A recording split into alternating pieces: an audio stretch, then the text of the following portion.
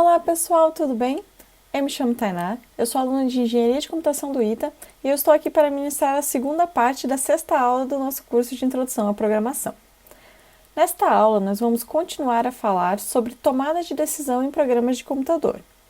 Mas os nossos objetivos são mais especificamente desenvolver mais programas com tomada de decisão, revisar operadores relacionais e entender como o programa pode tomar decisões quando a condição por ele checada é falsa.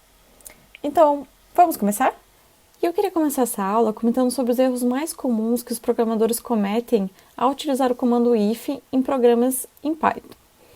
E para ilustrar um pouquinho esses erros, eu abri o exemplo da aula passada aqui no Python Tutor. Só que dessa vez eu vou executar ele em Live Programming Mode, porque eu vou fazer alterações e a gente vai ver esses erros acontecendo na prática. Um erro muito comum é o pessoal esquecer os dois pontos após a condição da instrução if. Então, o que acontece aqui é que se eu retirar esses dois pontos, o Python Tutor aqui já está me indicando um erro, né? Um erro de sintaxe. O Python está esperando esses dois pontos. Se você não colocar, o programa não vai executar.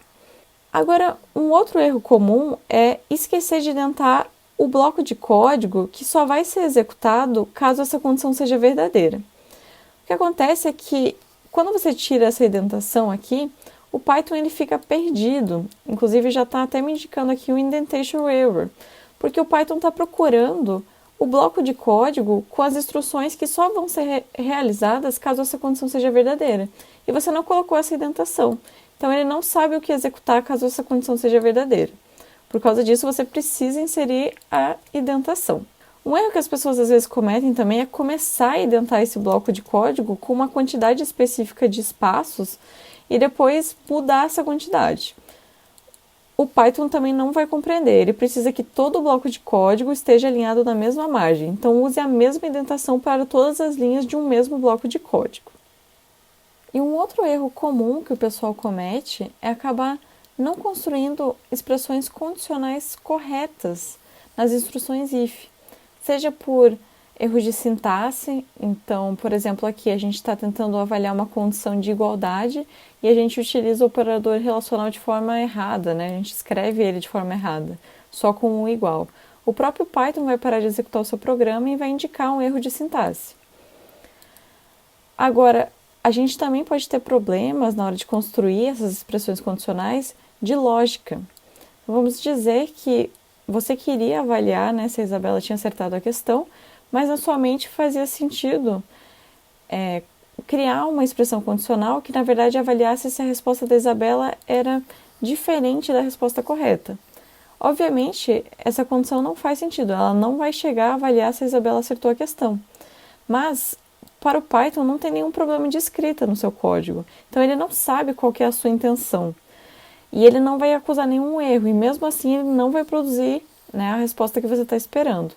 Então, os erros de lógica, eles são os mais difíceis da gente detectar.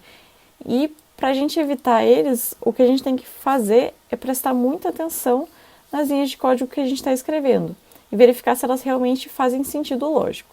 E aqui nesse slide eu coloquei uma tabelinha com todos os operadores relacionais que a gente viu lá na aula 4. Porque os operadores relacionais, eles são ótimos instrumentos de comparação. E por causa disso, eles vão ser comumente utilizados nas condições checadas pelo if. Então, para a gente lembrar, nós temos 6 operadores relacionais, sendo eles o maior que, menor que, maior ou igual a, menor ou igual a e diferente de. E agora nós vamos colocar nossa mão na massa e fazer mais um programa que toma decisões em Python. Desta vez, o nosso programa vai seguir este algoritmo. Primeiramente, ele vai perguntar para um aluno qual a nota que ele tirou na prova. E então, dependendo da nota que o aluno tirar, ele vai emitir uma mensagem diferente para o aluno.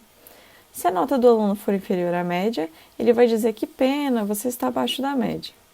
Já se a nota do aluno for igual à média, ele vai dizer, ufa, você está na média. E se a nota dele for superior à média, ele vai parabenizar o aluno, dizendo, parabéns, que notão. Para desenvolver esse programa, eu vou abrir aqui o Live Programming Mode do Python Tutor. E a gente já viu em aulas anteriores que esse primeiro passo do nosso algoritmo, ele pode ser feito em Python utilizando o comando input. Então aqui ele quer que a gente pergunte ao usuário qual nota ele tirou na prova e armazene a resposta desse usuário numa variável. Então eu vou criar uma variável aqui denominada nota e vou fazer ela receber o valor que o usuário responder para a pergunta: qual foi a sua nota na prova? Como eu quero o valor numérico da nota, eu ainda vou converter a resposta do usuário para inteiro. E agora a gente já pode ir para o próximo passo do algoritmo. E basicamente, a gente precisa verificar se a nota do aluno, é inferior à média e, em caso afirmativo, imprimir a seguinte mensagem para ele, que pena, você está abaixo da média. Para fazer isso, a gente vai utilizar o comando if, e aqui ele quer que a gente verifique se a nota é inferior, ou seja, menor que a média. Então, a gente vai escrever aqui, se a nota for menor do que a média, vamos imaginar que a média da prova fosse 6, a gente vai imprimir essa mensagem. Que pena, você está abaixo da média.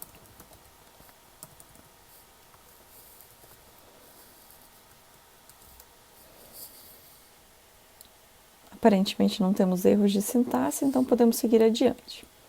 Note que os dois próximos passos, eles são muito semelhantes ao segundo passo. Então, o que eu vou fazer? Eu vou simplesmente copiar a instrução if que eu fiz aqui para o passo 2, 2 vezes, e a gente só vai modificar a condição que ele está avaliando no if e a mensagem que ele está imprimindo. Então, aqui vou copiar.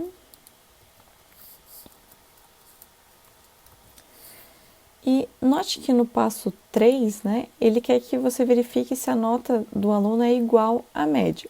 Então, a minha comparação não vai poder mais ser utilizando esse operador relacional menor que. Eu tenho que utilizar o operador relacional igual a. Então, eu estou verificando aqui se a nota do aluno é igual à média, que é 6 neste caso.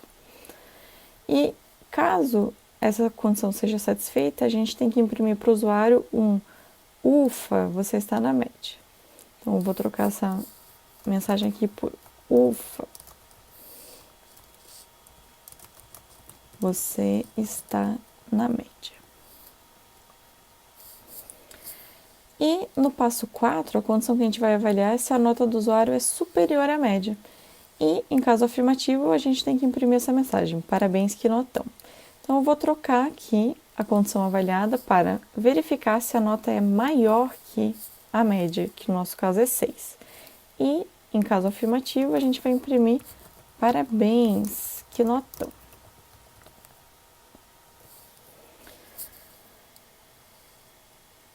Bom, terminamos o nosso algoritmo. O Python Tutor não está indicando nenhum erro de sintaxe, então vou colocar o nosso código em full screen para a gente testar e verificar se ele realmente está funcionando. Então, eu vou começar respondendo a pergunta desse programa com uma nota abaixo da média. Vou submeter minha resposta, que foi 5, e ele criou essa variável armazenando a minha nota na prova. Agora, o que eu espero é que apenas a condição desse primeiro if seja satisfeita. Então, apenas essa mensagem vai acabar sendo impressa aqui no nosso terminal. E quando eu vou passando passo a passo, a gente vê que realmente a mensagem que pena, você está abaixo da média, é impressa, e os outros dois ifs acabam não tendo as suas condições satisfeitas. Agora, eu vou executar esse programa com uma nota que é igual à média. E dessa vez eu espero que apenas o segundo if tenha sua condição satisfeita. E de fato é isso que acontece. E por último, eu vou testar esse código com uma nota acima da média. Quando eu submeto aqui, eu espero que apenas a condição do último if seja satisfeita. Então, ele vai acabar pulando, e quando ele chega na linha 9, a condição é satisfeita e ele vai imprimir a mensagem parabéns, que notão.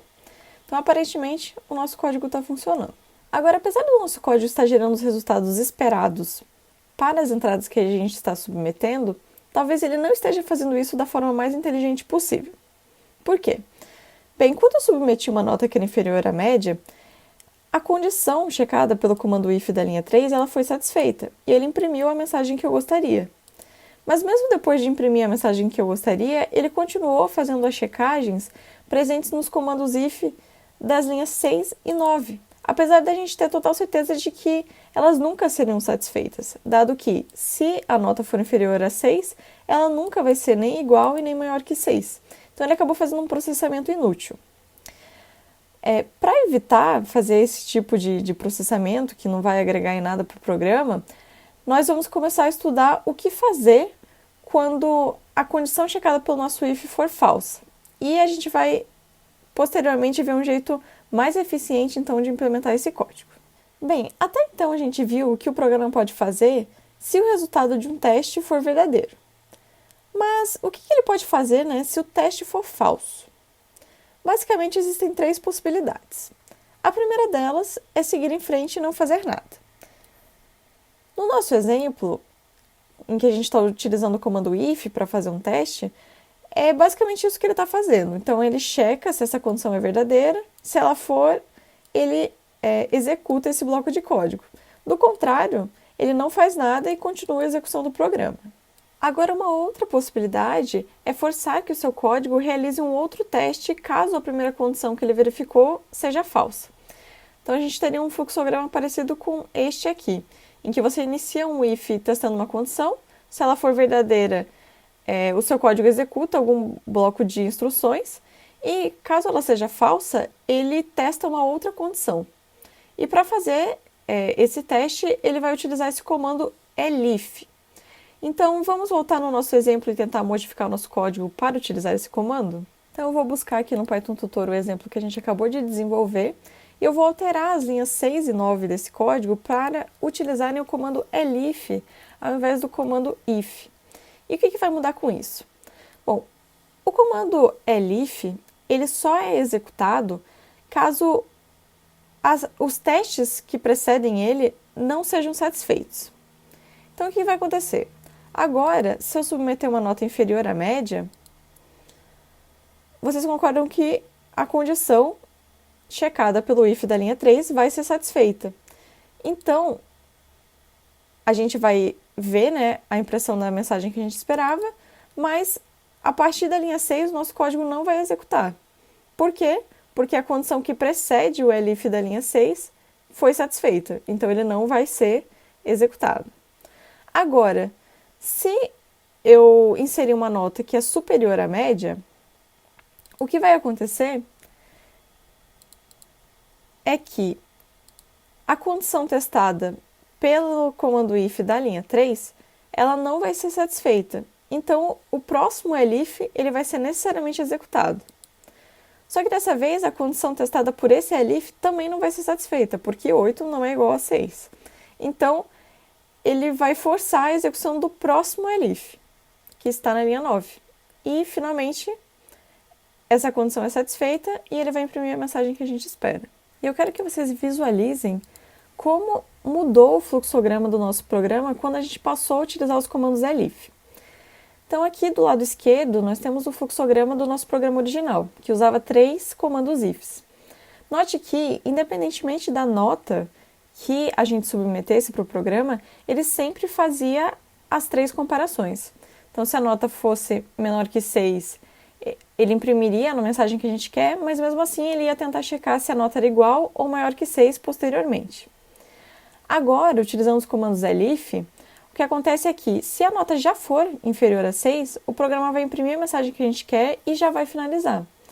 Caso isso não seja verdadeiro, daí que ele vai tentar fazer mais um teste. No nosso caso, verificar se a nota é igual a 6. E se isso acontecer, ele vai imprimir outra mensagem e já vai finalizar.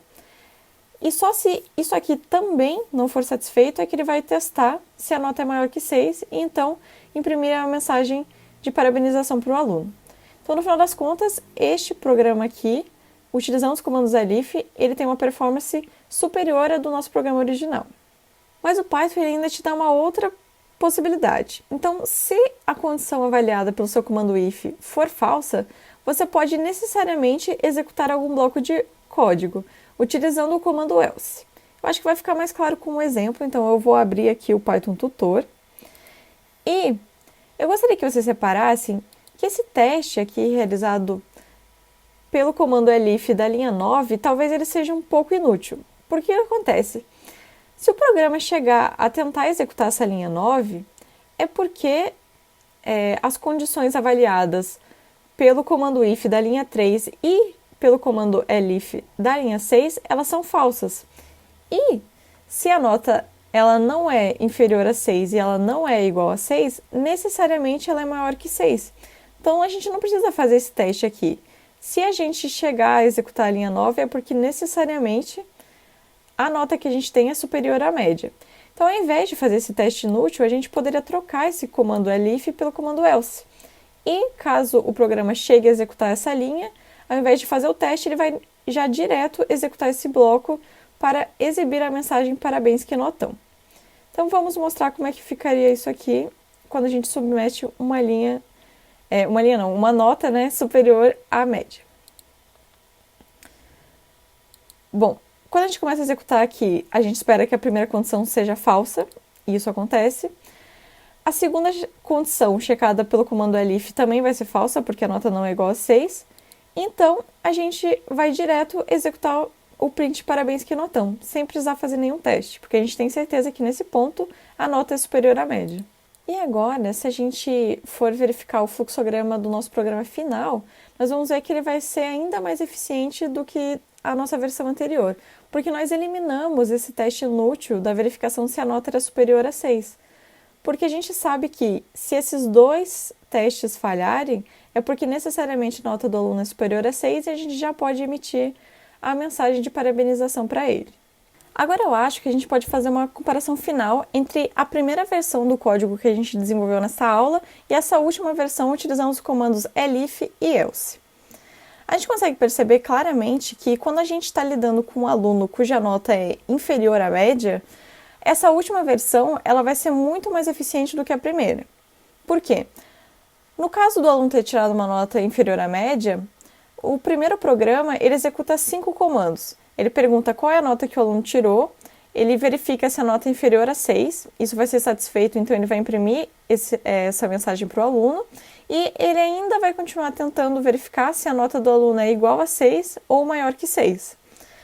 Agora, a nossa última versão só executa 3 comandos neste caso, porque o programa vai perguntar qual é a nota que o aluno tirou na prova, se essa nota é menor que 6 e como isso vai ser satisfeito, ele vai imprimir essa mensagem e não vai executar os próximos comandos. E apesar de existir uma diferença de performance significativa quando esses programas estão lidando com um aluno que tirou uma nota abaixo da média, provavelmente quando você for executar ambos os programas com uma mesma entrada, você não vai ver uma diferença de tempo de execução significativa.